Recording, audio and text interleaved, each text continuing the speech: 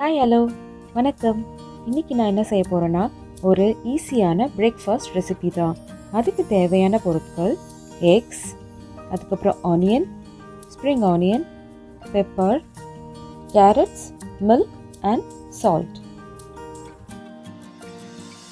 First 3 double X எடுத்து அதை ஒரு பவுலில் உடச்சி ஊற்றிக்கிட்டேன்.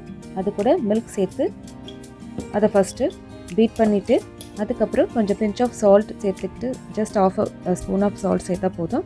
மற்ற இன்க்ரீடியன்ஸும் அதில் சேர்த்துடலாம். குட்டி குட்டியாக சாப் பண்ணி வச்சுருக்கோம்ல, எல்லாமே ஒரு ஸ்பூன் அளவு இருந்தால் போதும்.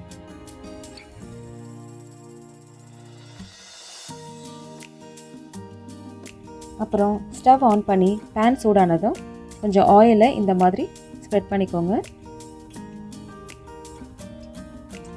ஸ்ப்ரெட் பண்ணிவிட்டு அந்த எல்லாம் மிக்ஸ் பண்ணி வச்சுருந்த எக்ஸை இதில் நான் ஊற்றிடுறேன்.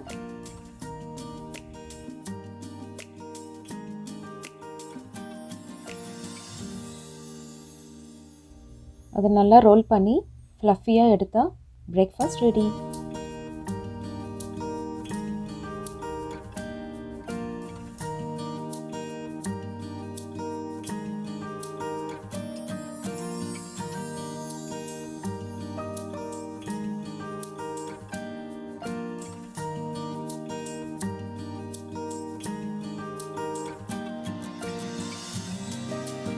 இது நார்மல் எக்ஸில் செஞ்சது. ஃபஸ்ட்டு செஞ்சது வந்து டபுள் எக்ஸ்.